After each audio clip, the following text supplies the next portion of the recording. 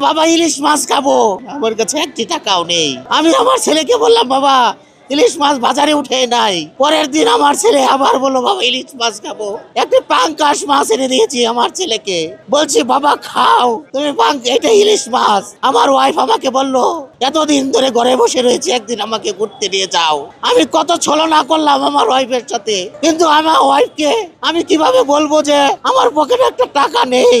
তখন সে আমার money bag দিল, গিয়ে দেখলো আমার পকেটে মাত্র 80 টাকা আছে।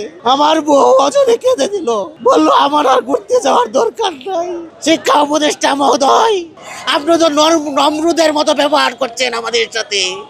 আপনি তো ফেরাউনের সাথে ফেরাউনের মতো ব্যবহার করছেন আমাদের সাথে। 12 অক্টোবর থেকে 10 দিন যাবত আমরা এখানে অবস্থান নিয়েছি 20% ভারী ভাড়া প্রজ্ঞাপনের জন্য। এটা লজ্জার বিষয়। আমি আমার বাচ্চা তখন ছোট, একদিন একটা ফার্মের মুরগি কিনেছিলাম বাচ্চাকে খাওয়ানোর জন্য, আজ থেকে 20 বছর আগে।